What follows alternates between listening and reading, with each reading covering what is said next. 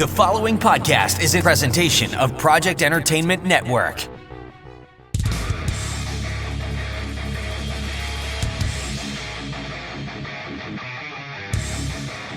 Don't be scared now, but it looks like you just wandered straight into U-Mind country. That's U-Mind, short for unaffiliated mind games, and you ain't never gonna be the same again. Brace yourself. It's time for a red-hot truth injection. Oh yeah! That's right, we're rounding up the sheeple and shaking them awake. U-Mind, too damn bad. We're gonna set fire to the wool over your eyes. Feel the burn, baby. Hot. We're toppling the lies of the mainstream media, one by one. Woo-wee! Watch them bad boys fall. Hey, Universe A, this is Universe B calling, and we're gonna tear you a new one. You mind?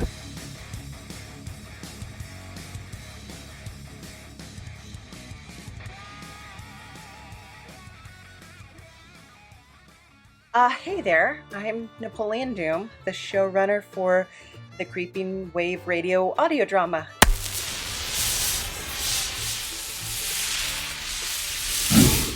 And this is my boss, Scratch. Hello, mortals. How goes the slow descent into oblivion? Knock it off, Scratch.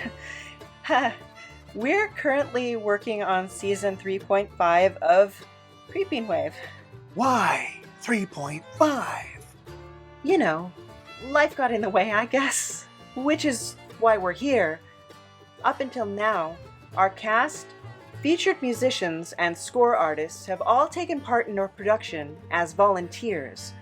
We're incredibly grateful to you and really want to give back to everyone from the very beginning who's given their time and energy to this project. And that's why we're asking for your help. I've been saving up trying to put together a thank you gift for past and present participants on Creeping Wave Radio, but circumstances being what they are, it's not going as fast as we'd hoped. So we're asking for your help to show support for our amazing talent who make each episode possible. We're putting in $666 ourselves to let you know we're serious about this. Wait, 666? No. You can't do that. And why not? It's because I'm adding $1,001 to the pot. So it's actually 1667, a much less evil number. Ah, yes. The year Milton's Paradise Lost was signed into publication. Sure, I guess. We have flexible goals with the money donated to be split up in accordance to the document attached. Every dollar helps. Our perks include original signed art prints from the show, exclusive sticker sets, acrylic charms, and comics. There's a Creeping Wave comic? No, they're Lost Bread and Horrorgasm comics, but I mean, they tie into the same storyline, sort of the origins of the series, you know? How disappointing. Look, Creeping Wave comics are in the works, okay? Are they? Maybe let's just take care of our actors first.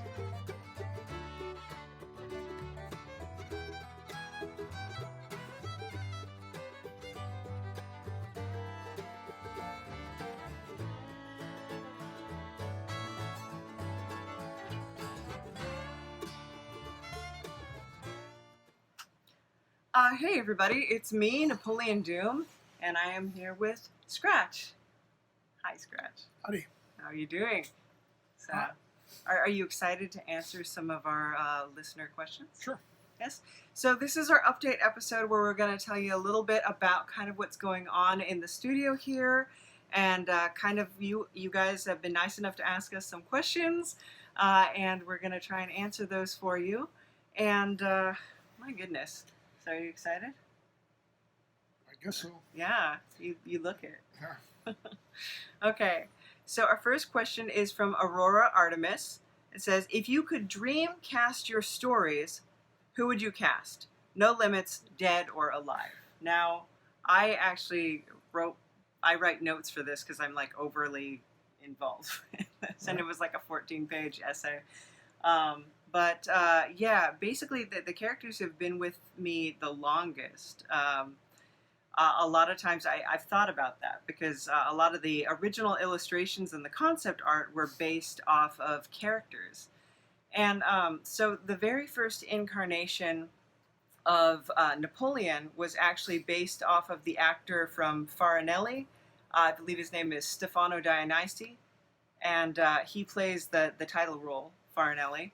And that is about a child opera singer, a child singer whose voice is so beautiful that they have him castrated to keep his voice high and resonant. And it was something that was done back in the day called making castrato. And ironically, he becomes a sex symbol because of it. And so a lot of the look of Napoleon when I first started designing the character, and that was when I was like 14, I think, is when Farinelli came out. Let's not age yourself. I believe it's 94 is when Farinelli came out. So a lot of the look of Napoleon, a lot of the original drawings were a combination of me and of Stefano Dionysi.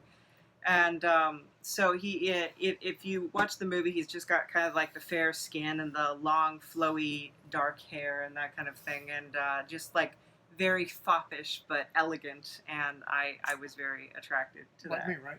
Like you, pretty much. Don't have a good pop. Yeah. And then the character, a lot of the relationship between the character was and the character that would become Scratch was kind of based on the dynamic between Farinelli and his brother in the film, and they have this very adversarial but very dependent relationship. It's a very interesting film. It's in Italian, but you could find it with subtitles, I'm sure. Except for the one scene with Handel, they speak English in that, and they should speak German probably. Yeah, I was wondering about that one too. And then it's sort of, I was working with that, and then I think in 2009 the film The Picture of Dorian Gray came out, and it stars an actor named Ben Barnes as Dorian Gray, and it stars I believe Colin Firth Darcy, Mr. Darcy, as Henry. Oh, you haven't seen it? As Henry Wotton, who is and a lot of Oscar Wilde was a huge inspiration for mine, and a lot of the dynamic, the manipulation, the craftiness that occurred in my original story.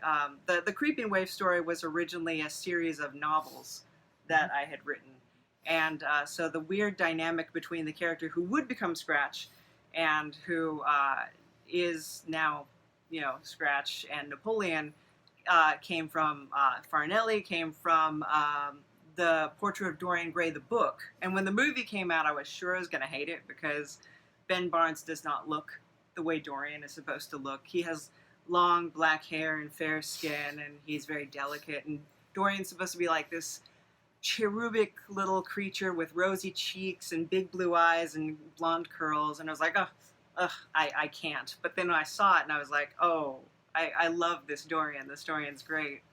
And actually, But she settled for me. Yeah, I did. But the character of Napoleon, when in my drawings, started to take on the qualities of Ben Barnes. And some of the drawings, it looks like exactly like Ben Barnes. And if you, I can probably show up some pictures up here. Some of the pictures that I have of myself when I was a little bit younger, I had a wig cut exactly like Ben Barnes' hair from. Yeah, you remember that. Yes, I do. I remember those days. You remember those days Yes. when I wanted to be Ben Barnes? Yeah. So Ben Barnes would be. I'm sure he wanted you to be Ben Barnes too. I think Ben Barnes is happy being Ben Barnes. Yeah.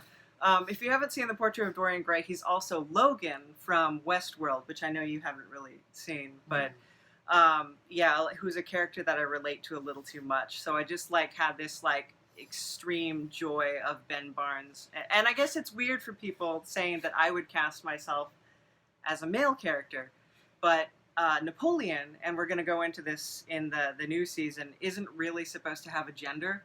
They kind of look like whatever the person perceives them as, but they themselves don't have a specific gender. And so I guess Well, that would be that's kind of true Old Scratch too. because Old Scratch isn't a human being. Right. Yeah, and so it's kind of kind of odd for some people. But then of course there's Tilda Swinton, who plays Orlando, which is the story by Virginia Woolf of an Elizabethan nobleman who She also plays the Snow Queen. she does play the Snow Queen, which is a good role too. Mm-hmm. So and she plays Gabriel and Constantine. So Tilda Swinton would be cool. And I think what I want though is somebody who leans towards androgynous. Like Ben Barnes can be made to look, he's masculine, but he can be made to look kind of androgynous. Farinelli, obviously the character is a little androgynous. Tilda Swinton in that role, I think there's a lot of roles where she's just absolutely beautiful and very feminine, but in the role of Orlando, she's kind of more masculine, more androgynous in that role. Goodness, I look like an extra from Cocoon. Look at my face. I should probably bring the light down a little bit, huh? So, but, see, if I lean forward, it's okay. When I lean back, it just, like, erupts with light. But we'll just keep it, and you guys can experience Cocoon, too. Was there a Cocoon, too? I'm old, so Cocoon is a movie you should rent if you're not understanding what I'm talking about. Old Scratch, originally, the actor, so...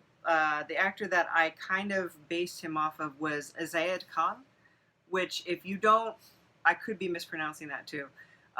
If you don't watch Hindi movies or anything like that, then he's an actor from those films. And he's a very beautiful man. And he's just like, very olive-skinned, very elegant looking. And it's kind of how I originally imagined the character of Old Scratch, who was originally called Michael. And there's a story behind that. It's based on a Duran Duran song from Medazzaland. Duran Duran? Yeah. One of those old bands? Yes. Oh my God. Yes. The song was actually written by Simon Le Bon of Duran Duran for Michael Hutchence of NXS.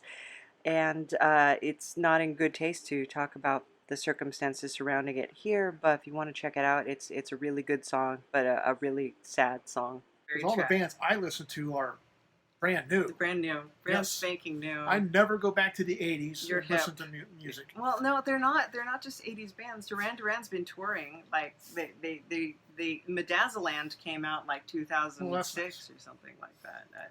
Anyway. And he was named after that song, Michael, because I had a lot of feelings about that song. But the character of Old Scratch, and I was telling you when I was in the bathtub the other day, that the character of Old Scratch, as I originally wrote it in the novels, is actually way more interesting than the novels that I wound up writing, and I couldn't get published, and so I turned it into a comic book, and then I sort of diverted the story into the audio drama. And but should I tell the story of Old Scratch, or should I keep it a secret? So. No, but get back on task. Get back on task. Who would you play? Yeah. I mean, personally, I would probably suggest an evil version of one of the Three Stooges. Okay, that would be good. Manipulative version. I think like for the it's less on the hammer and the wait. That could work. But when I heard. When I fell asleep listening to Tom Waits' The Black Rider, and there's a song in it called Just the Right Bullets, and it's an amazing song, and when I heard that song when I was asleep, I came up with this whole like scene around like the Old Scratch character and tempting Napoleon and that kind of thing, and so then I was like, ooh, Tom Waits, and even when I got you to do the voice, I wanted you to unfortunately, like I couldn't do Tom Waits. You can't do Tom Waits. He has such a unique voice. He does. Don't get me wrong, I like Tom Waits a lot. I think he's great. He has a unique voice, and I just could not replicate it. So what you guys are listening to is something I came up with. That was kind of Gary off Oldman. Yeah. Gary Oldman. Yeah. Dracula. Yeah. Sort of my version. It's your version, dropping the accent, and in the very early episodes, there's like a touch of an accent too. So Gary, can't do accents. Yeah, so I guess Gary Oldman would be a contender then. If we're gonna go, an actor. Yeah, if we're gonna go that way, I'd be thinking along the lines of Gary Oldman would be great, but I'd probably want someone older. An Alan Rick. Ron Perlman. No. Well, I love Ron Perlman. He's amazing, and he's Hellboy, so that works out really well. But I'd be thinking more in like an Alan Rickman, who I have this giddy fascination with, or a Ben Kingsley. There you go. Like one of those kind of gentlemen, I think, would be more. With Dorcas Morlock, you need somebody who... she has a look, obviously, and for me, the character has become Anna Zenova, who is the voice actress. And she's originally based on a girl who my friend found in a yearbook from 1931, and she just had a fascinating name and a fascinating backstory.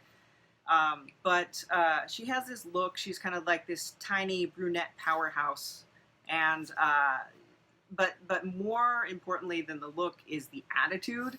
She has to be intelligent and kind of dangerous, but not above being kind of weird and silly and that kind of thing. And I guess I would think Isabella Rossellini. She's one of my favorite actresses. I think she's absolutely amazing. And if you see her in O Mortal Beloved, where she plays the Countess Erodi? I can't remember her. Yeah. But she is kind of this deposed countess who is in a bar, and she's drinking with the guys, and she's just kind of like, I'm done with all of the nobility and the royalty and living by all these rules, and this is my life now. Definitely the older one, the older Dorcas Morlock, oh gosh, what is her name? Sylvia, she plays the grandma in Mars Attacks, and she plays Juno in in Beetlejuice.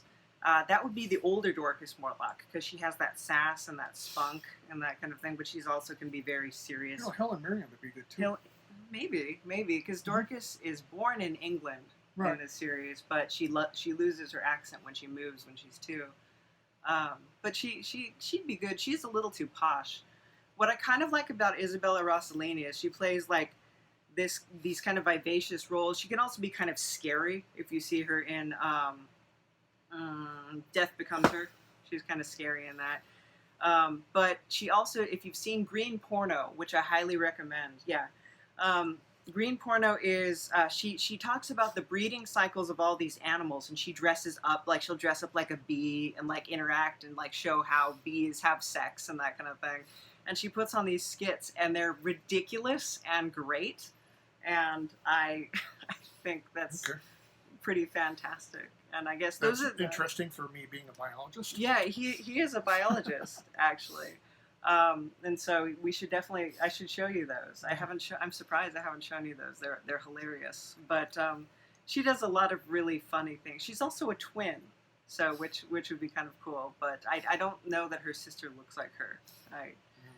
They don't always. But those are the 3 characters who've been with me the longest, I guess. So the ones that I've had the most time to think about. All right. Yeah. I think we're pretty clear on that. What's our next question? Trixie, for Trixie Land. So, who are the Horrorgasm comic artists, and where did they find the inspiration for their comic?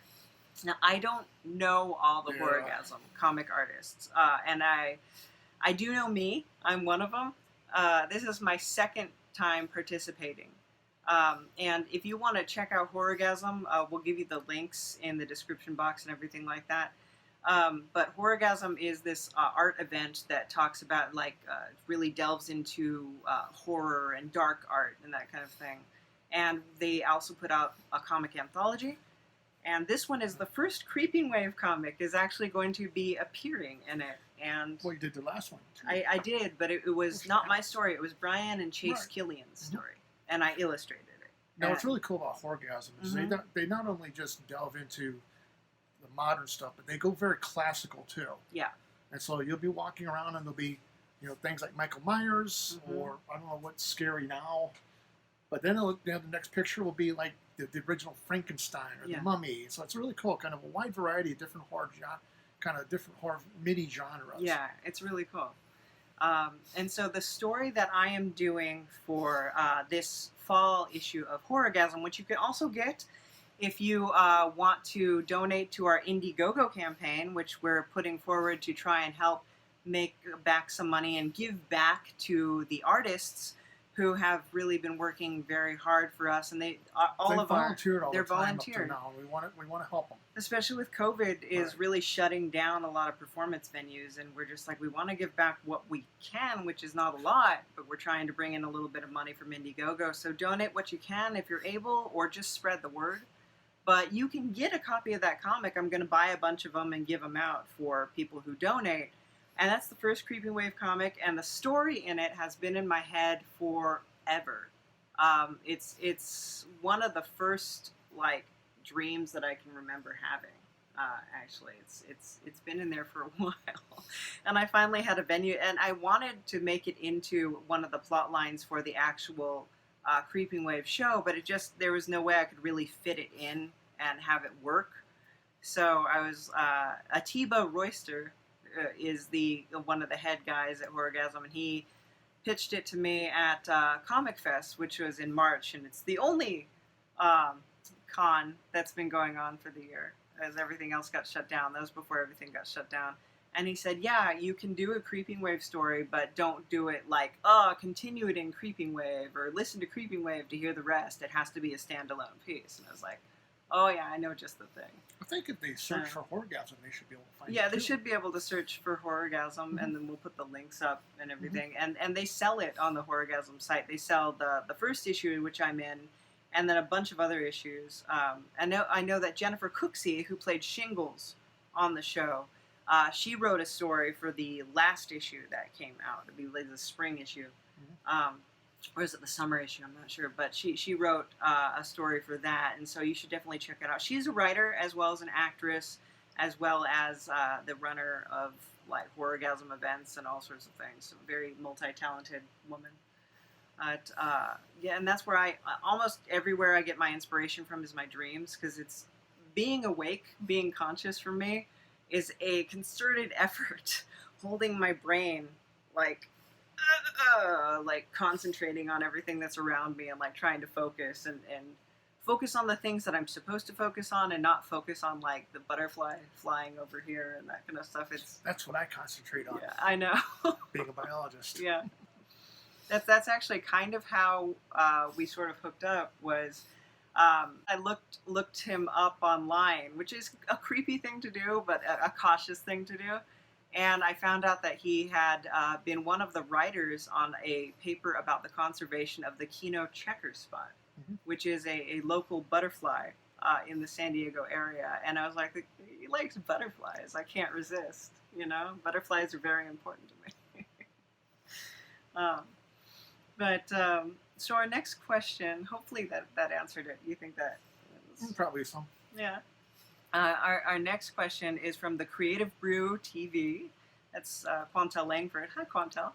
And it says, what are your future plans for your characters and the Lost Bread comic? Now, the Lost Bread comic kind of shifted into becoming Creeping Wave Radio and the U-Mind, but I still want to keep doing Lost Bread. I'm kind of rebooting it, I think, because I like the first two. And I think that they're still good pieces, but I kind of feel like a lot of what I was doing there was tied up with a show, Grammarica, the show that I do art for, and so a lot of the gags and stuff like that don't make a lot of sense unless you're familiar with the show.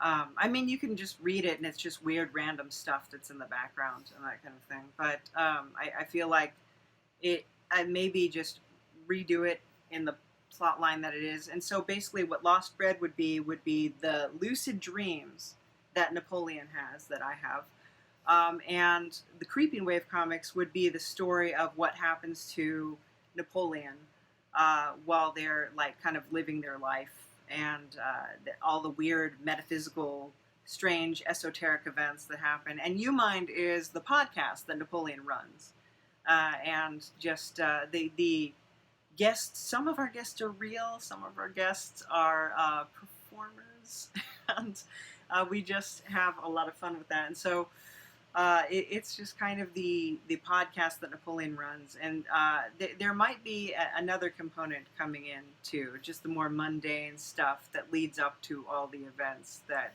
I might be doing in another piece. I think you have a lot of different ideas there's a lot of on different, the drawing board that's now, which may or always may the not make problem. it in, because I mean, I know ones with werewolves, and there's ones that's with Michael, and you just never know. Yeah, and the thing is that this is a whole world that I've built in my head since I was very small, and so I have like all this like all planned out and stuff like that, but it's bringing it to the forefront and making it into pieces that I can put out for people, and that I can effectively, put out with the time that I have available in between working and stuff like that. So, yeah. And so what I'd really like to do with Creeping Wave, I want to pitch it as an animated series, and then kind of hand it over to like a team, work with them, kind of get the script ready for television and that kind of thing. I'd want it to be a cartoon because you can get away with more. A lot of the stuff that happens in the script, if it happens to like an actor, I think would be difficult, but maybe not so much with more CGI and practical effects and stuff like that coming out. But yeah, having a guy turn into a grappling hook after being shot by a 1700s horse pistol, right? So, but that might be a cool scene to see in CGI. That might be interesting. Yeah, that was one of our first, one of our earlier episodes. I think it might even be season 1 or season 2. Yeah. So, but some of the stuff that happens, it feels like it would work better with animated, and I tend to prefer animated films just because I'm a big dork. But yeah, but the actors and stuff, if we could get like actors who were really great and just really embody the roles, like I wouldn't be opposed to that at all. But I'd like it to be more of a visual format, because there's a lot of things that, like I talk about the older Dorcas, there's a lot of things that like I would have liked to build about Dorcas's character, the older Dorcas, and how she's trapped and things like that. You can't really do with a podcast because you don't have any visual cues, so you have to, everything is telling people what they're supposed to be seeing and describing it through, or creating that illusion through sound and effects. And so, like, having somebody look down at a photograph to establish, they knew Napoleon from their past, and how long ago was that, and how far back does Napoleon's past go? This is an interesting little... You can't do that so much with a podcast or an audio drama. I mean, you can do it. It takes a lot of resources. It's a lot of preamble, and it's a lot of talk, and it takes away from the storyline. So when you have too much talk, then it really just kills the progression of the story. So, and on that note, we'll go to the next question, which is After Dark Creations. That's Jennifer. Hi, Jennifer of Horrorgasm. So, what frightens you? Are you afraid of a particular character, concept, or creature? People. Very seriously, I'm terrified of people, and it's not... People hear that and they're like, "Oh, honey, it's okay. Nobody's gonna hurt you." And it's like, it's not anxiety. It's that all the variables and the viciousness, and I don't know where it comes from, because the way that people seem to think and process, it doesn't make a lot of sense to me. Though at the same time, I think what people do is very predictable and very boring. A lot of times you see these same personalities recycled again and again and again. But the thing is, when it goes wrong, when it stops being predictable, because I'm the kind of person who I overthink everything, because I'm neurally divergent, and I'm the kind of person I overthink everything because I don't see the cues a lot of the time, and so I'm like always like, okay, he said this, so he's really meaning this, because I can tell by his face that he's doing this, and so I have to like break everything down all the time. And so it helps me that people are kind of predictable and kind of have their patterns. But when it's off kilter, when I get thrown for a loop, it's really bad. And and I feel like so much of conversation is me trying to placate people so they don't retaliate against me. because that seems, what, is that a terrible thing to say? No. You know what I'm scared of? What? Spicy pad thai. Spicy pad, oh yeah. Yeah, that really hurt the other day. Man. Yeah, they made, he said spiciness level 5. See, I always get like spiciness level 11. And on a 1 to 10 scale. Yeah, and the place we go to, Thai, which is actually across the street from us. Don't come visit us. They actually know I like things spicy, so she actually will make like things specifically for me that are like super duper spicy. But he does not like it spicy, so he asked for spiciness level. Like flavorful, not blasting hot. Spiciness level 5, and his pad thai was like. So, and to me it was enjoyable, but to this little Midwestern bundle who likes steak and potatoes and corn on the cob, it was... Best things on the earth. Yeah, it was just too much for his wee little taste buds to endure. So... But, yeah, so he's afraid of spice. Is there anything you're, like, really afraid of, though? I don't know. I mean... It's hard to say. I'm a biologist, and I've run into bears and sharks and mountain lions and lots of snakes. They don't seem to bother me at all, unless I really surprise them. Usually, they surprise me. I surprise them at the same time.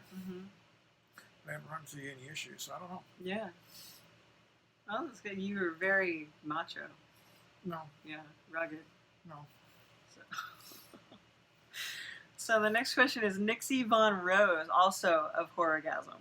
So my goodness, I am just so glowy right now, but that's okay. We'll make it work.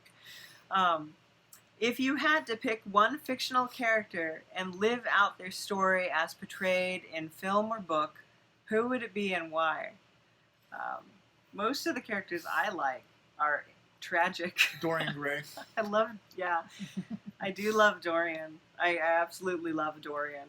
And actually an artist named Rebel, I hope I'm saying that right, who is in Horrorgasm, did a painting of Dorian Gray. And I was like, oh my gosh. Like, I was so excited just to see that. Because you can, like, physically own the portrait of Dorian Gray now. And I was, But I love Dorian. I love the hedonism of him. I love how... of course, he has a terrible ending, but I think But there's always Hedonist Spot. Hedonist Spot, yeah, I do like Hedonist Spot. So, yeah, from Futurama, yeah, and anyone hedonistic and foppish, and that's kind of what I'm down with. But I do really love Dorian. I guess I know people don't like this movie, Jupiter Ascending. Titus from that. I really like Titus. That's good. Yeah, I really enjoy his character a lot. The characters that I relate to the most, like John DeFool, who also is kind of a hedonistic character. If you read the Incal, it's in French. It's written by Jodorowsky and illustrated by Mobius. It's in French, but you can find it in English. Some of the translations I don't entirely agree with, but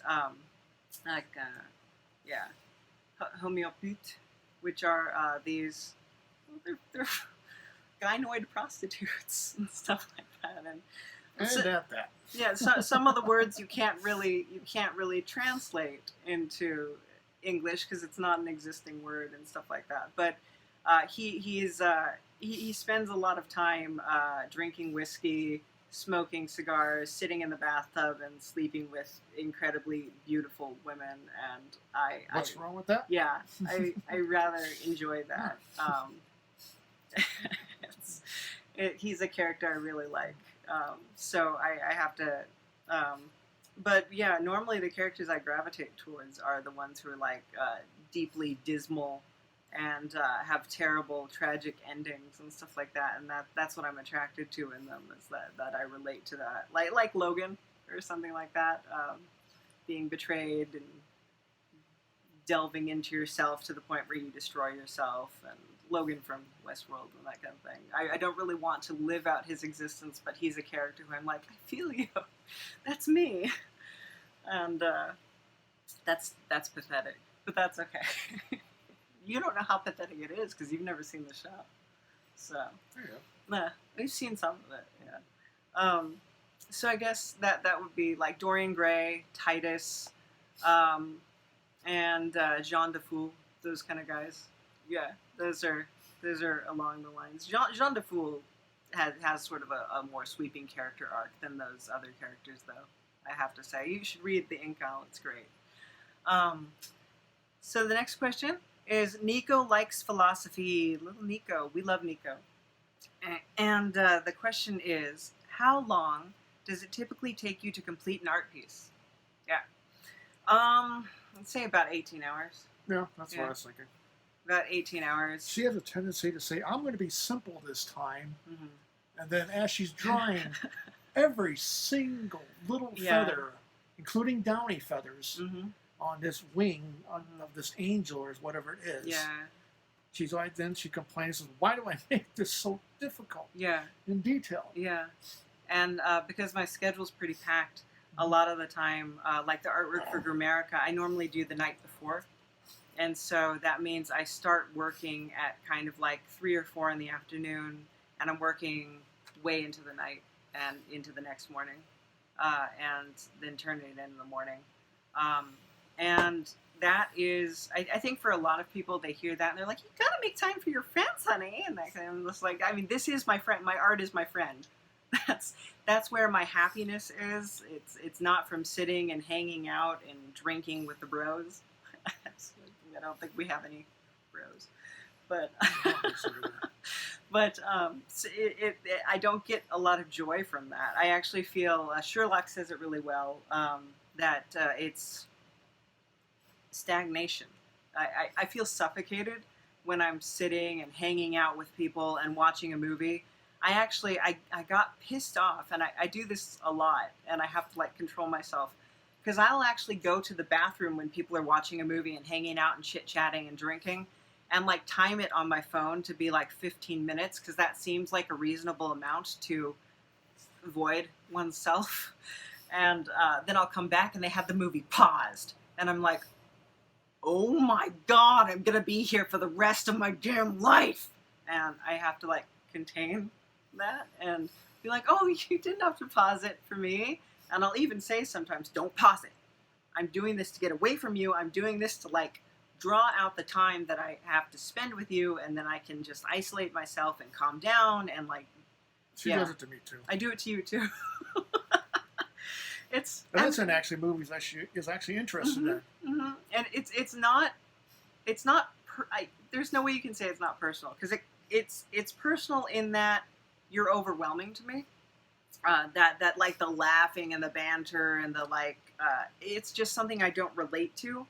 I don't get the same feelings that you do when you do that with other people. So it's hard for me to sit there, and I need to re-energize by being alone. So like quarantine's been just great for me, which sounds terrible, but it's been like not a problem for me, but for you, you're like dying.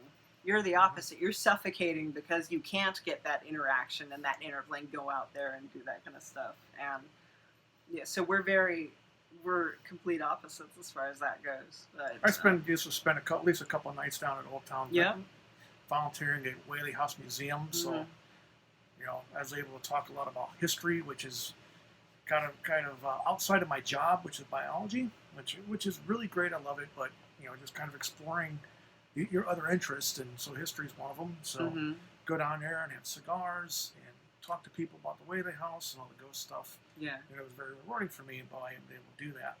Yeah.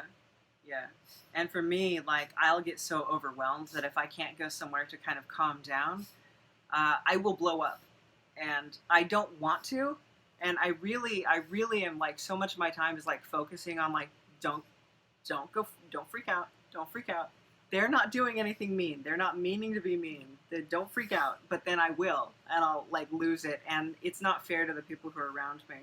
So I draw, because for me, that's very soothing. And like drawing all the tiny little details and stuff, that's kind of meditative to me. And so spending 18 hours doing that is great, just in isolation. And sometimes, and I have to do it all in one go. I don't like to break it up because then I forget where I was working. And I like to do it all in one go when I can. Sometimes a piece is too big, and you have to break it up. But I try to get to a good stopping point so I can remember what's going on and then come back to it. But yeah, I say 18 to 22 hours is normally about what it is, and I'm just driven by my desire to create something. The biggest problem for me is actually marketing stuff, because part of being an artist is being solitary and being able to dedicate yourself to that kind of solitary work where you just you devote yourself to the piece. And not be distracted by outside things. That's fine for me. I'm not distracted by outside things. But when I have to like market it and stuff like that, I'm just like, okay, yeah, we got to do this. We gotta. I usually take you because you're a nice social buffer. Everybody thinks he's the artist anyway. Like he's got the beard and he's got like the kind of cool aesthetic. You're a different artist. You're a different kind of artist. But yeah, and that's. Absolutely. I usually just take him to my art shows and they talk to him, and then it gets out that I'm the artist. I'm like, oh, we're doing so well. It's like, sorry, they gotta know who the real artist is. It's most like, folks really like to hear what the real artist is doing behind their work. It's like Big Eyes, if you've seen that movie, but in reverse. Is like I'm trying to make him. Of course, it'd be like that guy with the big eye, big eye girl, and just sell your paintings, take all your money. That's what I was referencing. Yeah. Take all your money, keep you locked in the back bedroom painting. I'm fine. Yeah. You should do this. No, I don't this think sounds I'm gonna fun do that. for me. Sorry, this is not my style. I like to go out to eat with somebody once in a while. You like to go out to eat with somebody once in a while. Yeah. Food is good. Food is good. So. People who say that phrase that came out of that Christopher Candelas movie, Into the Wild, happiness is not real until it's shared, they haven't tried food, or napping, or masturbating. It's... Time to go on to the next question. Yes. Sorry about that. Okay, Nico, I hope we answered that for you. I'm sorry we went on that weird tangent. I'm good at that. Yes. See any good horror movies or media recently? Oh goodness, I was watching a silent movie. Well, any of the media, concentrate on any kind of government stuff now. That's pretty scary. Yeah. I was watching a silent movie this morning, and let me see if I still have it open so I can read the title to you. It's an Italian silent movie. And do I still have it open?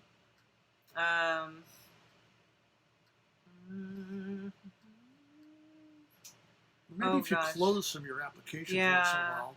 Yeah. But it's, and I can't remember the name of the character. It's Meixsell l'Inferno. And that basically means Meixsell in hell. And basically this character he's kind of like a Hercules kind of character.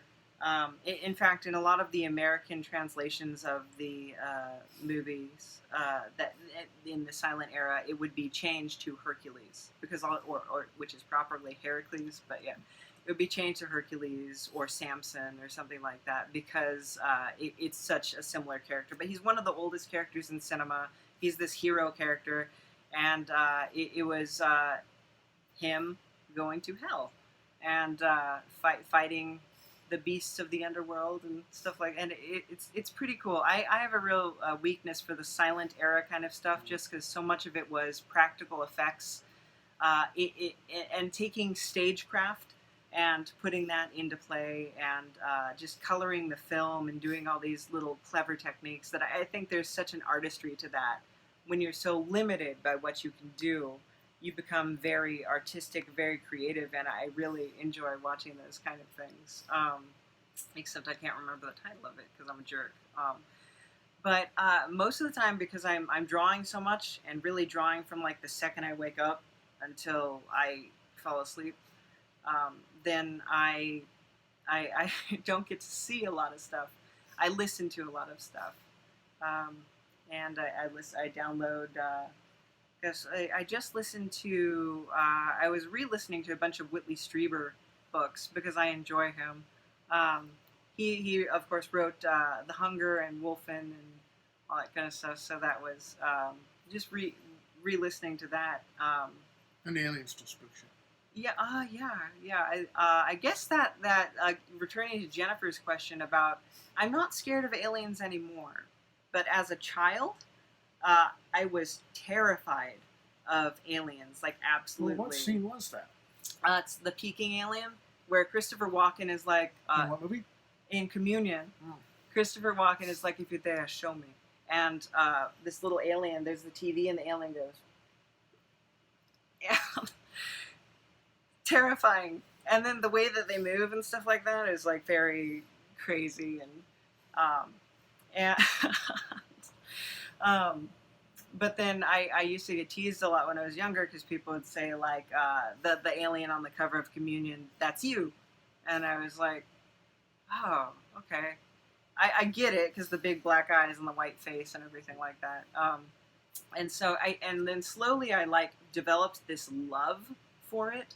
And like a lot of the I just like this adoration for aliens and everything that is to do with aliens. And so now I'm not scared of it. Now I'm like, abduct me, please. It would be so cool. And then I guess like a lot of the men that I tend to be attracted to, like Pinhead or the Inquisitor from Star Wars Rebels, they're pretty much aliens.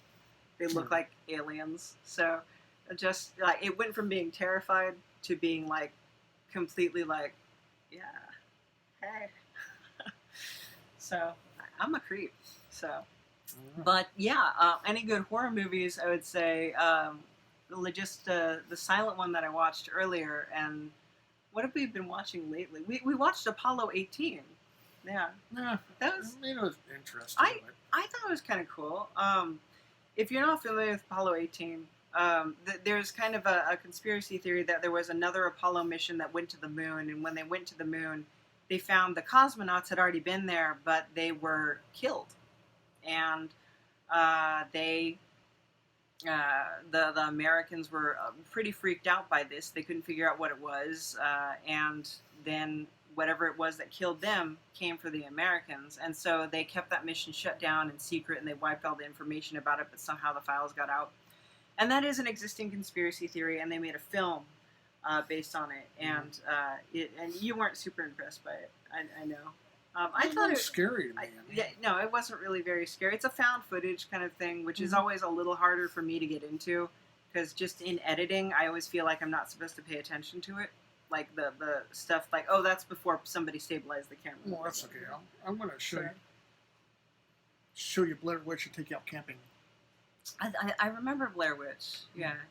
What I mostly remember about Blair Witch is that my partner at the time went to see it and wound up puking all over the place because the camera footage on the big screen was too much. And that, it shouldn't have amused me as much as it did, honestly. But, yeah. Let's see. The next question is from William Jack Thomas.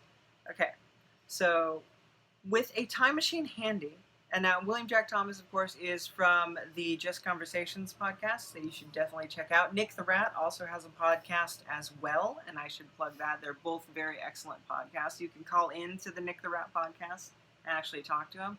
And William Jack Thomas, they have like everything.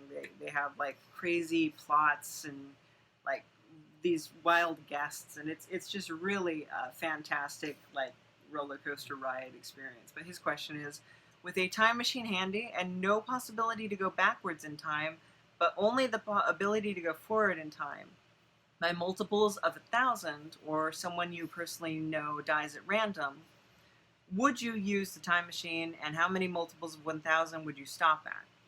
I'm assuming the person who dies is someone I actually like, not like somebody who messed with me or like an ex or something like that. So if I could go forward in time, now speaking honestly, I probably just wouldn't use the time machine, because I don't like unpredictable variables.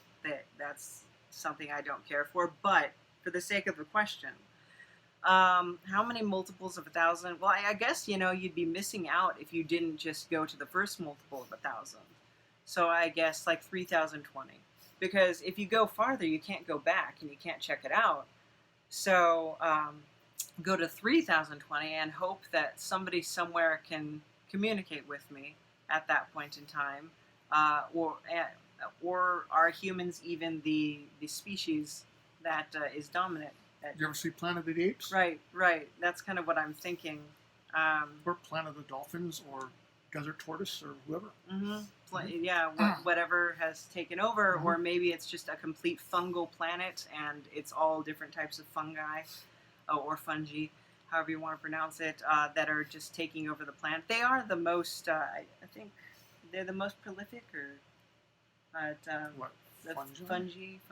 I mean, bacterium beat everyone Bacterium, out. yeah. So, maybe bacterium have evolved into like sort of a hominid of some kind. Why would it be a hominid? It doesn't have to be a hominid. In fact, Wow. that their locomotion seems to work pretty well for them. So, I mean, I think it's seeing a 10-foot by 15-foot amoeba yeah, might be pretty cool. that would be pretty cool. So I think I would start going to the first multiple of 1,000 so I could check it out, give it some time, see how I liked it there, and just continue on from there, I guess, because at that point you just have to keep going forward because you're not going to be familiar and acculturated with anything that's there, and too much has passed to where you can probably re-educate yourself. And as much as I love Futurama, the idea that Fry could effectively reculturate to that society and live and exist is probably pretty far-fetched. So it's because Fry really never did. It's not a documentary. So, but yeah, I do love that show, and I do love that question. But yeah, I'd start at the first multiple of 1,000, and then just Sooner or later, get to the point where the sun swallows the Earth as a supernova. that might be cool to see. Mm-hmm. Except that you can only go to multiples of 1,000. So, like, if it happens in between that, then you're not going to get to see it. You're just going to see the aftermath, and that would be disappointing. Very short too. Yeah, but then you could just keep going, and then possibly life would reform, and you might be able to be there for like the the Earth would be gone. No, but the Earth is gone. But at some point, something's going to reform there. Big Bang 2? Yeah.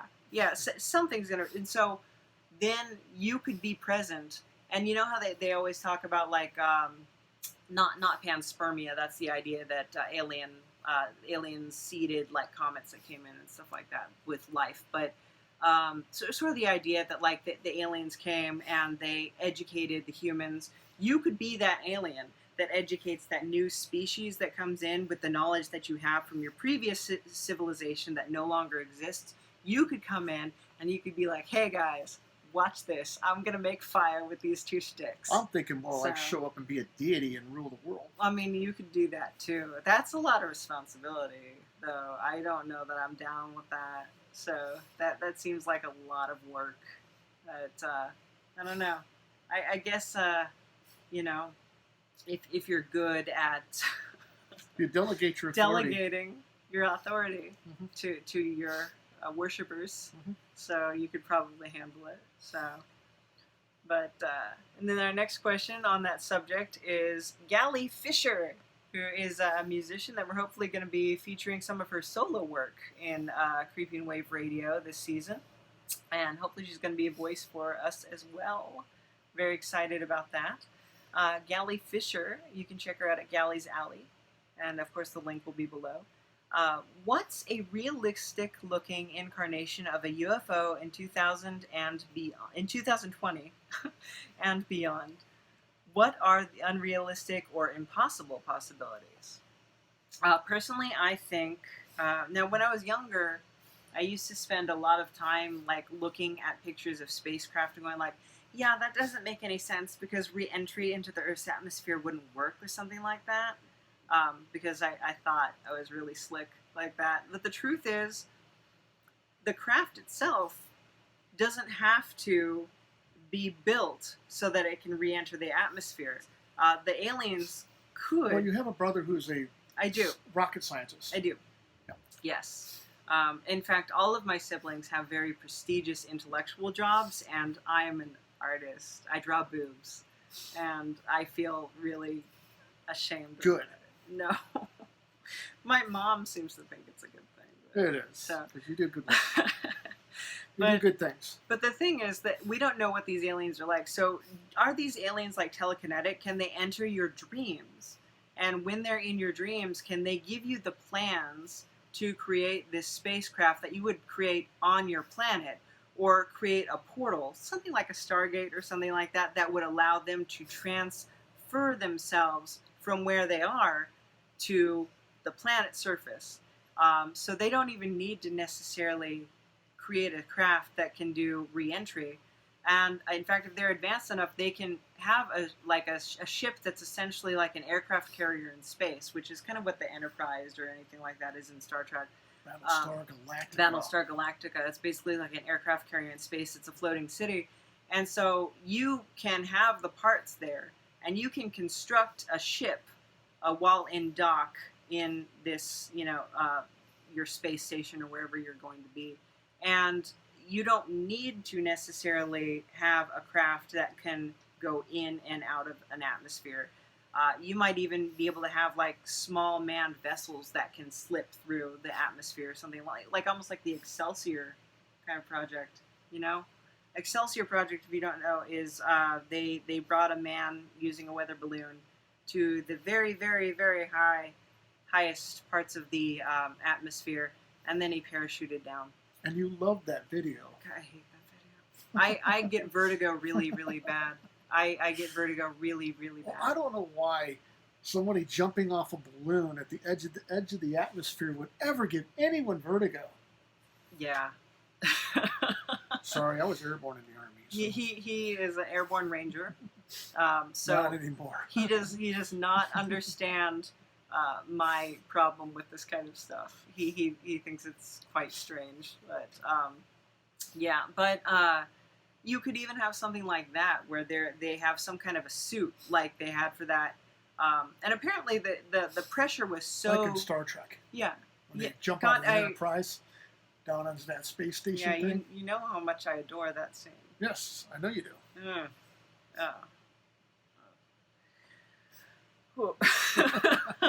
We're trying to answer Gally's question here, and you're getting me all anxious.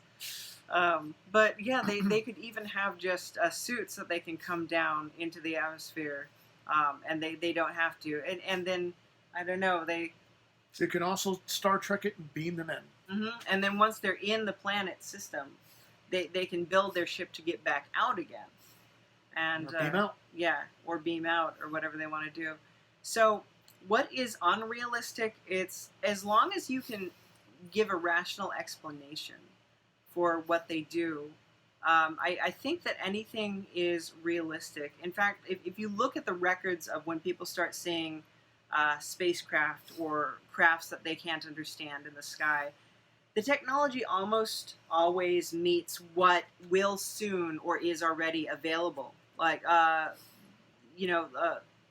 in like in the 1800s and stuff like that, you see what are essentially Zeppelins. People are seeing Zeppelins. And is it because somebody had Zeppelins and they were testing it out and people didn't know what it was? Or is it because that was the technology of the day and, that's what the aliens were using, and then we retrofitted that alien technology for ourselves, or whatever you want. But they always seem to, like, coalesce. And when we can't find something that we can explain as a craft or something like that, then we usually will give it some kind of and I hope I'm not being sacrilegious, but in the Bible, a lot of people will talk about, even Eric von Daniken, Chariots of the Gods, will talk about these crafts, these wheels of fire and stuff like that people saw. And was that an alien craft? Was it a spiritual being? Are they not one and the same? Are they two separate things? And so when we can't understand it, when we can't fathom it, then we don't know what to call it. And it might be an alien craft, it might be a spiritual being or something like that. The aliens, they don't necessarily even have to be coming from another planet. They could just be coming from another trans-dimensional kind of being, that sort of thing. Or it could be something that human beings have invented that you just don't know about. Yeah. Or they could be a race that exists already on the planet. So I just saying, as long as you can have an explanation for it, you can have it be a craft. It's at the point where people lose the comprehension of what it is. When it's too much for people to understand, when it's too far beyond our scope of understanding, I think that's when it stops being a craft and starts being something mystical or magical. And not that there aren't mystical, magical things. And I'm not saying that at all. I'm just saying that when it goes beyond that point, that's when people stop seeing it as a craft, I think. So I don't know that there's any unrealistic expectations. Just as long as you can give it a rationale, as long as you can give a reason. Yeah. I mean, basically, in a nutshell, if a lot of humans in the past, inventors in the past, thought something was unrealistic, we wouldn't have any of the technology we have right now. Right. There's always a dreamer out there ready to shoot for it. And I think that what is realistic or what is fantasy, the goalpost is always moving. Okay, we're back from a small break, and I had a chance to readjust the lighting a little bit so that I'm not glowing so profusely. You're always glowing. So our next question is from Ministry of Psychonautics, who is an amazing artist. Please check out their stuff. Just beautiful psychedelic art. As a psychonaut, very, very invested in the inner world, the inner space, and discovering all the realms therein. Really fascinating kind of stuff. And they ask, if you can share, have you ever had a psychedelic experience? If so, was it enjoyable or valuable in some way? Thanks. And like as far as like straight up hallucinogens, I haven't, because I'm a person who has flashbacks, and I don't really want to trigger one. But what I have, I'm also super sensitive to drugs. I found for a period of time I was doing medicinal marijuana. I was trying it out. And I found out that I guess it's rare, but I'm one of the people who does hallucinate when they're on like THC. And I did not find it fun.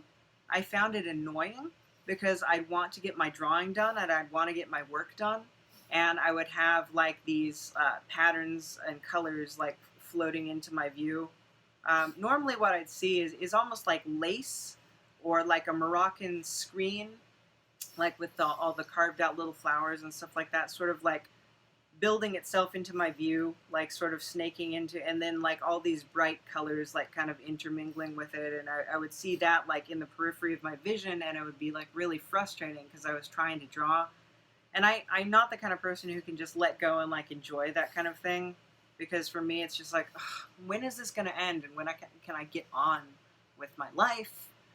And but I do have extremely vivid dreams, which you probably know about, because of my comic book and everything like that. And I have waking dreams, which are as close as I can get to an experience that is more what I think you experience when you do have a psychedelic experience, where you experience something profound and beautiful and meaningful.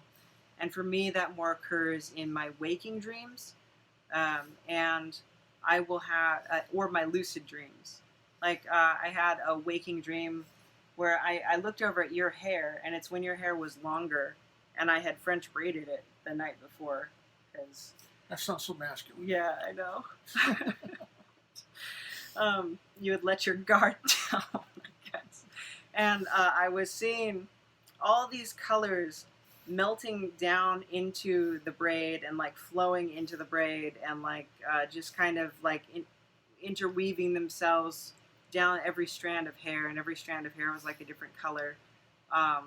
and just glowing and radiant and kind of magical. And I would see that, and I just said, like, this person is a beautiful person who wants so much to share their life with me and to give, and I have to be more grateful, and I have to show my gratitude more to this person.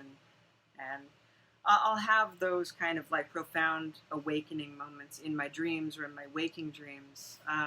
One of my waking dreams that I illustrated for my mini comic was a skinned horse peeking its head around the corner. I woke up and I saw this skinned horse peeking its head around the corner, speaking Russian to me, calling me down the hall. And so I followed it, and then instead of the hallway to the bathroom where we have, it was this big, like, almost like this hospital with these stained glass windows. And I'm going to push down because it's in lower power mode right now. These stained glass windows, and the light was shining down, and it was very profound, and the horse basically said to me, like, you are beholden to monsters, and I can't carry you. You have to carry yourself now.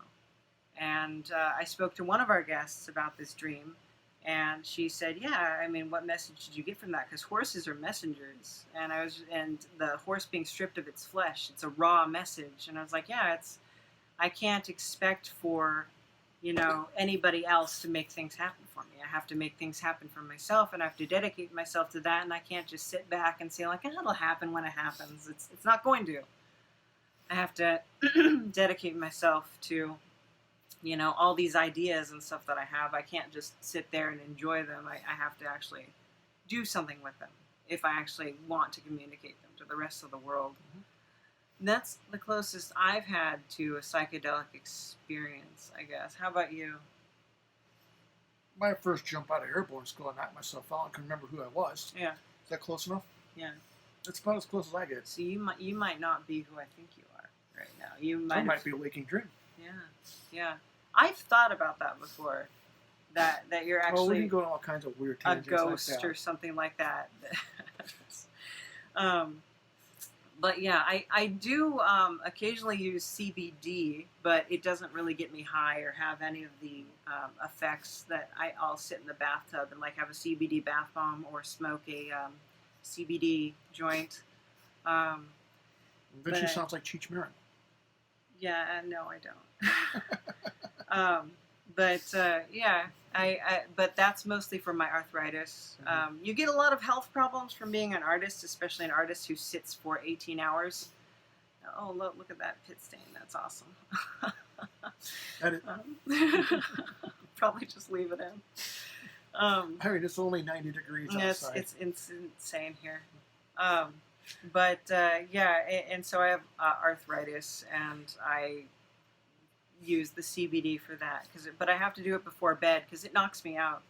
I am so sensitive to drugs that it just drops me so hard. Okay, so the next one is from Joe, Gin Buddy Joe, and I don't want to say your name wrong, but Unsing Art, and the link will be in the description, so if I'm saying it wrong, just punch me next time you see me, which you won't for a while, but remember to punch me. And he says, do androids drink electric gin? 3.0. Yes. And you know what? When you asked me this question, I actually looked up to see if there's an electric gin somewhere. And there's an electric gin company in Scotland. And it's called Electric Gin and Spirits. And I was so excited to find it.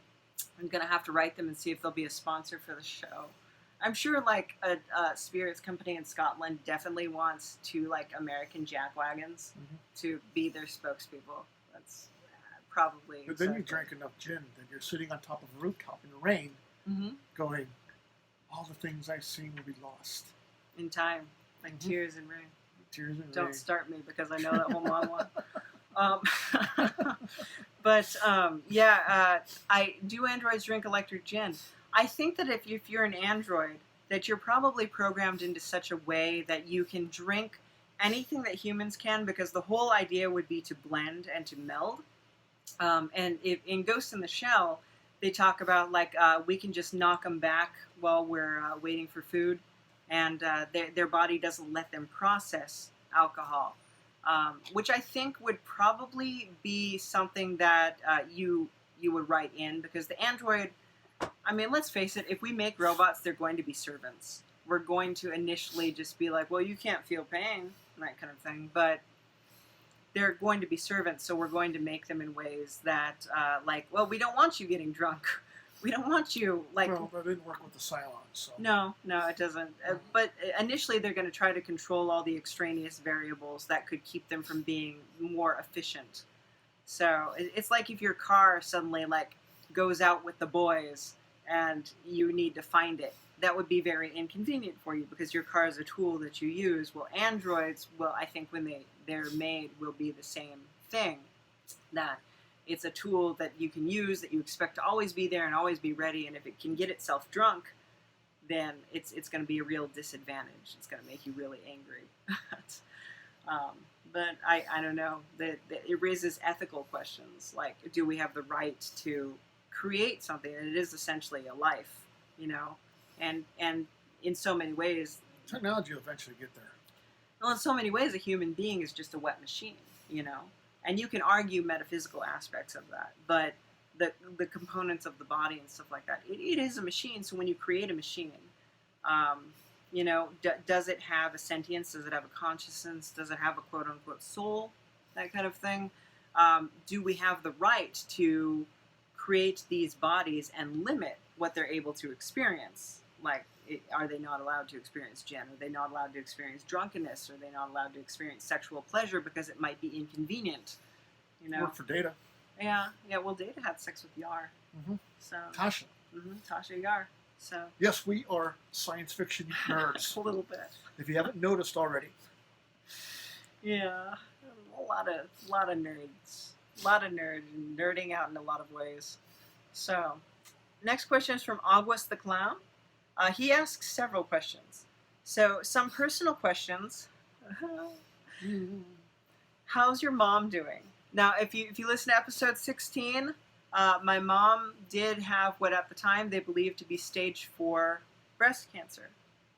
And she doesn't want me to do another podcast that focuses on her because she actually there's a lot of vultures who came out of the woodwork who had not spoken to her in decades, who suddenly really wanted to be part of this experience of, ooh, you have cancer? Ooh, I can't wait, I've got the perfect dress for the funeral kind of thing. And it was gross. It was honestly gross. And basically, it all wound up really good. It wound up being... Your mother went through chemo. Well, actually, what was interesting, they did her PET scan, and it said stage 4, and they said she lit up like a Christmas tree, just cancer everywhere, totally metastasized. And so she went home, and they gave her some kind of medication. I think it was just Neurlastin. It's to increase your white blood cell count, to prepare for chemo. And she went home, and she said that it felt like a hole opened up in her back, and lava was vomiting out. And she was in agonizing pain for the entire night. And my dad's like, what can I do? What can I do? And she's just like, I don't know. This is nightmarish. I don't know what to do. And then they went in and they did the PET scan again. Nothing. And this was after they did a biopsy on the areas where they thought they saw cancer. They couldn't find cancer in the biopsy after she had this lava explosion. And then they did the PET scan and nothing. So they downgraded her to stage 3, which was amazing and miraculous. And so she was downgraded to stage 3. And she went through chemo. She finished it a little while back, and she's doing really good right now. So that's good. We go over and see her at least as much as we can. Yeah, but due to COVID, we can't really go in because we don't want to. We can't go into the house. We sit in the We backyard. don't want to expose her just in case. She sits at the dinner table, and we speak through the screen, and we wear masks to make sure that she doesn't get COVID. We'll go out and get takeout and have dinner with her and all that kind of stuff. But we're outside really and she's good. inside. Yeah. Yeah, so she's doing good. I'm glad about that. Her hair's growing in. She's got kind of like a little pixie cut, which is kind of cute.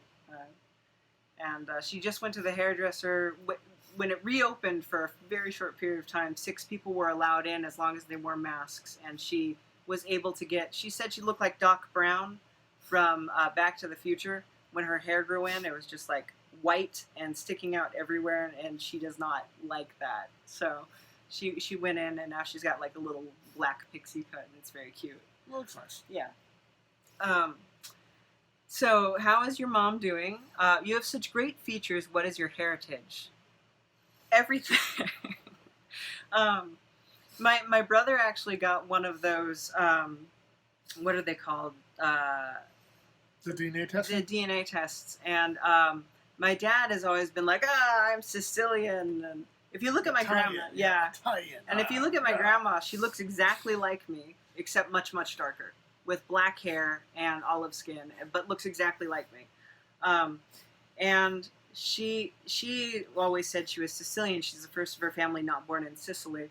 But then I was saying to my dad, don't expect to be Italian, because Italy wasn't even like a country till 1860, after Napoleon kind of like made it into, one single country. Before there was a bunch of city-states. They had a bunch of different languages. And I should say that Napoleon got the ball rolling, but unification happened considerable ways after. So we have like heritage. They just have a good concept of race versus nationality. Mm-hmm. I wouldn't say race. I would say genetic. Yeah, your genetics come from all over. Yeah, your genome versus nationality. Mm-hmm. And so we have heritage from the Balkans, Portugal, Spain. All over the place, and he was a little sad about that. What about your mom's side? My mom's side is interesting because my great grandma is from Sonora, Mexico, and she was tribal. We don't know what tribe. I think that the tribe there, the dominant tribe there is Yaqui. I don't even know if that's what she belonged to. She was part of a tribe, and she was kidnapped essentially. It's not a good thing to do, guys, so that's not a good way to get a woman. She was kidnapped. I don't think she was super happy about it. They had a baby, and the baby was my great-grandmother, and they lived in Globe, Arizona, and I believe before it was a state, it was still a territory at that time. So if you asked her, she said she's Mexican, and we always called my mom always called her abuelita and that kind of thing. And she spoke Spanish because everybody spoke Spanish there, and she called herself Mexican. But a lot of people nowadays would not have considered her to be Mexican. And that was what she would have always said her heritage was, Mexican and Indian, and then Irish on my great-grandfather's side. Actually, great-great-grandfather's side. And then she married a German man who had just come over and was getting an apprenticeship in cabinetry in Wisconsin. And then he cut off his thumb. And that was kind of it for cabinetry. So he became a coal miner. And he moved to Arizona. And they got married. And so they brought in some German ancestry in there, and German and Irish and Mexican or indigenous, and then all sorts of stuff from all over Europe. My grandfather, who married my Sicilian grandmother, was French Canadian, and who did not speak French because in his household they wanted to be American, and so they never taught the kids French. But he thought he knew French from hearing his parents speak French, and so when he was in the Navy, he went on to a French ship and started speaking French, and they just were looking at him like, "Oh, sweetie, no, we can't understand a word you're saying." And but he was a French Canadian, and so like all over the place, like heritage all over. And you're Polish and German. Polish, German, English, and Irish, or technically Scotch-Irish, which is actually Irish. You know what Scotch-Irish is when you had the Irish immigrants coming over. I mean, on my grandmother's side, that part of our family goes very far back in U.S. U.S. history. But she always described her as being Scotch-Irish. I'm like, okay, but then I learned when I went to college, I learned that Scotch-Irish was a term that was used by Irish that had immigrated to the United States or the colonies in the 1700s. Right. And so by the 1840s, when the potato famine was happening, and a lot of the Irish are coming over because of that, and they were viewed as being, uneducated peasants and dirty. Yeah. That the original Irish, because they're established. Yeah. And so they're politicians and they're businessmen and things like we're that. not that kind of Irish. We're not that kind of Irish, so they called themselves Scotch-Irish because Scots were considered better than Irish were. Mm-hmm. It's very weird for us now, but that's, yeah. And then he goes on, and in his question, he says, being from where you're from, which we're in San Diego, California, Vista specifically, what is your relationship to the ocean? I don't like it. I don't think... It's pretty to drive by. Yeah. I was a diver. Yeah. I took her snorkeling. She didn't like it. No, I did not Even when I showed her an octopus. The octopus was cute. I didn't need to be in the water with the octopus. Like... And I totally understand the beauty of the ocean, and I want it to be preserved, but I don't want to be in it. And it always blows my mind, like people will say things like shark-infested waters or something. Humans are infesting the water. Humans. They don't need to be there. They're there for recreation. You're infesting their home. Sharks are not coming into your house and going into your refrigerator and making a big mess all over your... That's not what they're doing, but you're doing that to sharks. And I'm not a big fan of the ocean. I think it's beautiful, and I think it should be preserved. I don't want to be near it. Though I love the water. I'm in the bath, like... So next time we bring the octopus here and throw it in the bath with you. No, I heard it. So he also asks, are other members of Horrorgasm going to participate as well? I really enjoyed the episode with Shingles. That was good. That was your poetry, PM Gower. Oh. Yeah. We would like to do more episodes like that.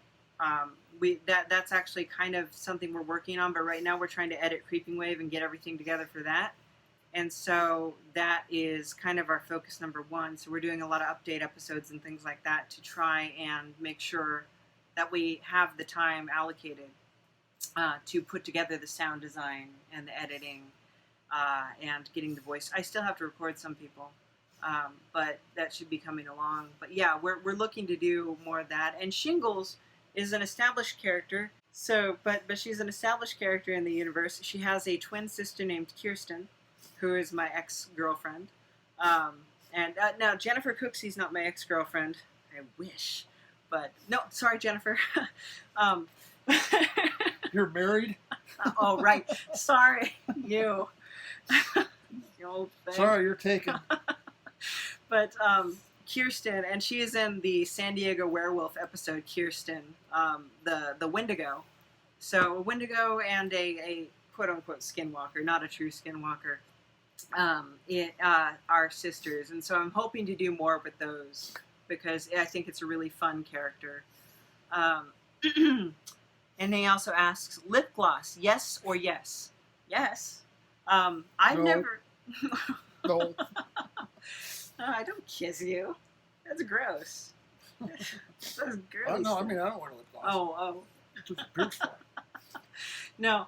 I've never gotten down with the matte lipstick that was in for a long time. I just thought it wasn't for me. So I've always been like a gloss fan, even when it was unpopular. And yeah, so I always kind of have like a shiny, glossy mouth. I have a huge mouth, so it works out. Okay? It is pretty big. It's pretty large. Yeah. So, let's see. Omar Colon asks us, if you meld two characters, who would it be? Who would it be? Meld two characters. Now, meld two characters to make me, or just meld two characters to enjoy? So... Theoretically, you might be able to meld Napoleon and Scratch. You might be able to. They're both kind of along the same kind they, of thing. Yeah, but they're a team. Because they're a team, that might be easier to meld them. Yeah, you could meld them. They have a similar arc that we're gonna hopefully get into. The problem with Creeping Wave is it's so slow to produce, and with a comic book too, that I don't get the story out as fast as I want it. And so there's all this storyline that I know that I can't really tell you guys about. And if I ever get the novels out, if I revisit the novels with Scratch Michael when he's younger, then I'd be able to explain some of that subplot. But basically, they both come from a similar background, and they both have a lot in common. So they could be melded. So the next question that we have is, what sort of shenanigans might you have planned to keep Halloween alive this pandemic? We're trying to release Creeping Wave Radio, the first episode for the season, on Halloween. That's usually what we've done. I'm hoping that I'll be able to pull it together. I think I should be able to, but yeah. And that's how we're going to do it. We were going to do a live show, and now we're trying to turn that around and just do the donations through Indiegogo and stuff like that. But we were kind of saving up to do a live show where we're going to like hire the bands on and have performances, like live readings and performances and that kind of thing. And we were going to try and do that. And I talked a little bit to the people from Horrorgasm trying to coordinate with that, but then everything got shut down, so it's kind of a moot point. But yeah, that's what we were originally going to do. And now we're going to try to release it. Maybe we'll do a live stream. We haven't done any live streams or live casts or Google Hangouts, mostly because I'm like terrified that I will say something bad. I'm such like a misanthropic like jackass that I always worry that I'll say something terrible and mean. And but yeah, maybe do something like that. But we're definitely going to try to release Creeping Wave Radio on Halloween and get everybody involved with that. We're going to have some things coming up for people to submit voice samples that to be part of the show as well. That's going to be coming up pretty soon. And we're going to have like a lot of things that we're going to try to incorporate the listeners into this season. Try to incorporate you, the listener, as much as we can into the season. We're trying to do that whenever possible. So, but yeah, Creeping Wave so far is what we have planned. Okay, so then another question from Nick the Rat. And this is, how many hours a day do you create? And what is your source of energy that you are using? Because it has to be like 29 hours a day, 9 days a week. Yeah, I don't take days off. I don't enjoy days off. I don't, like you've seen, like we'll be sitting watching a movie and I'm like, ah!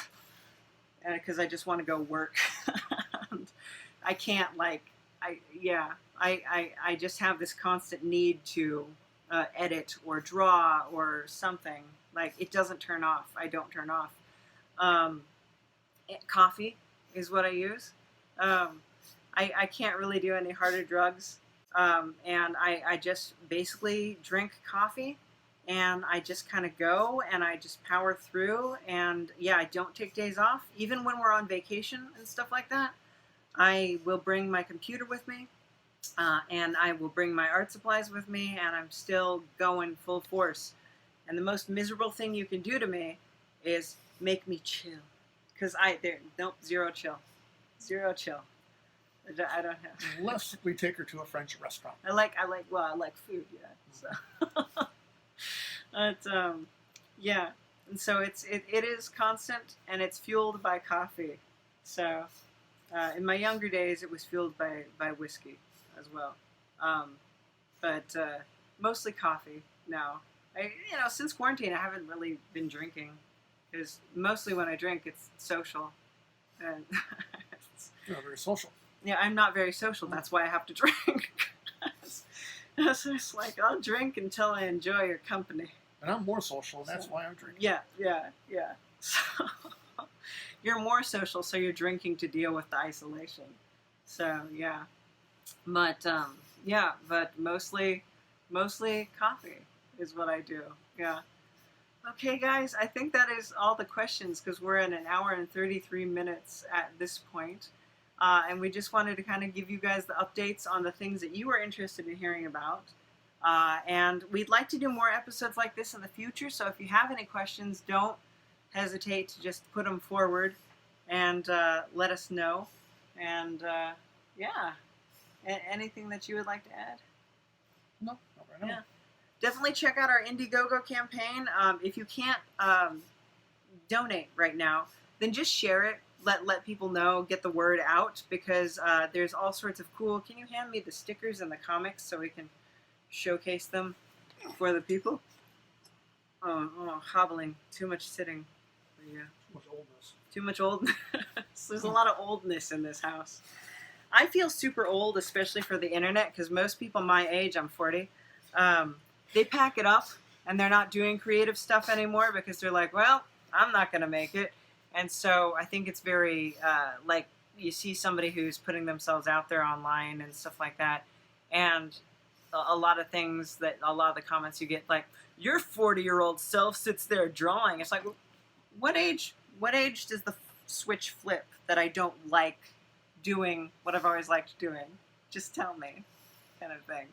But, so this is, oh no, you can't see it. I promised Goat versus Fish that I would try to show the physical stickers. Now these are mock-ups. These are not the final stickers. That's Dorcas Morlock and a fascist robot who you will get to know on the series. And this is Goat versus Fish. He's mighty Goat versus Fish. Look at all those verses. He's so ready to versus. Oh. And this is the Hoover, who is a character from this season that is played by Max Scheller, who's an amazing, talented actor. You can see him on the U-Mind as the middleman, the psychic episode, which I did some animations on. That was kind of fun. And this is Matt Dunford as the human cucumber, which is kind of awesome. That outfit was taken, I think, from the Eddie Murphy Raw. I think that's the tour that it's on. I'm not positive, though. No. But one of the Eddie Murphy stand-up routines. And there's a reason for that. And so Matt Dunford is that. And there's going to be 3 more. There's going to be Scratch, Dmitry Kusoritov, and Anatole. And I've gotten permission from all the actors to do that. And those are our main baddies, really. So we got permission to make stickers of them. So those are going to be coming soon. And if you sign up, you can get those stickers. Now, this is the first issue of Tales from Horrorgasm. I'm this story right here. It's in the back. But the one that you're going to get if you do the Indiegogo is actually the fall edition for 2020. And then you're also going to get Lost Bread. I wrote this. That's me back in the day, back when I was in my Ben Barnes phase. So, you liked that phase, though. You thought it was cute. So. I did? Yeah. Oh, okay. Yeah, you thought it was adorable. So, I go through phases. And so that's the first issue, and then you also get the second issue, because they kind of are the beginnings of Creeping Wave Radio, where the story kind of came from. And you'll start to see elements of that. And so, yeah, you'll get those. You'll also get prints, which I have the prints in a suitcase in the car right now. But you'll get signed prints. We're going to be making acrylic charms from the stickers. But, of course, we're not really going to make them until you guys order them. So if you want those, you got to get in there and you got to leave us a donation. Because these are kind of exclusive to... Why are you looking for that? We're doing it to give back to our all-volunteer cast and musicians, because they've been kind enough to offer their talents to us. Volunteer? Yeah, they volunteer, which is amazing, you know, that they would do that and help us bring this, like, because we don't make any money off Creeping Wave. We don't have any sponsors or anything like that yet, and we don't make any money off of the, we're not monetized on YouTube. We don't have enough followers or anything like that. So, you know, spread the word. Maybe at one point, I'm not opposed to it. I mean, if a Electric Gin or any other place came forward and said, like, yeah, we want to sponsor you, I'd be like, oh, cool, that would be great, you know? But we are not there yet. So the money that we're giving, 1,667 of it is ours. And then we're asking for help from other people. And we have 3 separate goals that are going to change, like the payment that we can deliver. And they're going to be small payments. We don't want to promise something huge. We can't pay industry rates. They're going to be small payments, but it's a thank you. It's what we can do right now to show our gratitude. And I think that with COVID and everything, it's really made me reconsider like what's important. And it's like these people who help me, and you've heard from, like, I'm a huge misanthrope. It's hard for me to be around people. And these people, despite the fact that I'm, you know, a difficult person, they're still willing to donate their time and their effort and work with me and, you know, be patient with me. And it's kind of amazing. It kind of restores your faith in humanity. I was like, these people are what's important to me. That's what's important right now. Mm-hmm. So that sums it up pretty good. Yeah. So, okay, guys, that's our update episode. If you have any questions, write us. And, yeah, I'll talk to you in a bit. Bye. Special thanks to everybody who submit questions for this episode. That is Aurora Artemis, Trixieland, TheCreativeBrew.tv, After Dark Creations, Nick's Yvonne Rose, Nico Likes Philosophy, or is it Nico? I don't want to say it wrong.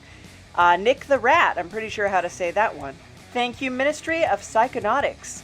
William Jack Thomas, Galley Fisher, Aguas the Clown, Omar Colon, Unsung Art, and Bin Better Comics. And special thanks to our donors, Vanessa Cook Farmer, Sharon L. Marcotte, Quantal Langford, and Yvonne Shammas. You can be a donor too and reap all the rewards by going to the link in the description box. Special thanks to Savage C. Walnar for kicking off the show with his legendary announcing skills. We couldn't do it without you, sir. And a super duper special thanks to Ethan Meixsell, the composer of our You Mind theme song, Demilitarized Zone. Get on Patreon and share the love at patreon.com/lucidnap or make a small one-time donation at buymeacoffee.com/lucidnap. It's fun for everybody involved. You'll love it. I'll love it too. And you know what else you can do? Go to lostbreadcomic.com. You can buy my art. You can buy my comics. You can commission a piece to be done. And that's always an exciting thing. I don't know. Do you want to draw something? I could draw something for you. I mean, yeah. Or you could follow us. Following us is fun. Just follow all the social media links below and be sure to check out Creeping Wave Radio because you want to get caught up on the old episodes before the new episodes begin. Yes!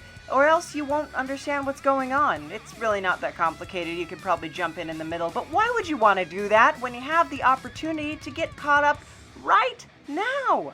Go ahead and do that. It's amazing. It's going to change your life for the better. So, yes, definitely check that out. And you know what? Thanks for watching. Because that's kind of what we do it. Or listening, if that's what you're doing. But you missed the whole video aspect of it. So, maybe go ahead and check that out on YouTube if you want to. And you know what? A super duper extra special thanks to our Patreons, The Grammarica Show, Nikki Benfield, and Neil, the lovable Neil. Everybody loves Neil. Everybody loves Nikki. Everybody loves The Grammarica Show. There's so much love going on. Why don't you get on there and be part of it by becoming a Patreon or donating on our Indiegogo? You can share the love, and the love will come right back at you. The U Mind is brought to you by Lucid Nap Productions in cooperation with the Scary Old Man. I'm not that scary. Don't I don't be so. try to be, but I just am. Okay, that's fair. That's fair. Every person's story has something to teach us. How others view life, how obstacles are overcome, how joy is felt, how fears are faced, how love is expressed. The Matters of Faith podcast explores individual stories of people's lives and how faith plays a part. It may not be your story, but it may help shape yours. The Matters of Faith podcast with Jay Wilburn is on Project Entertainment Network.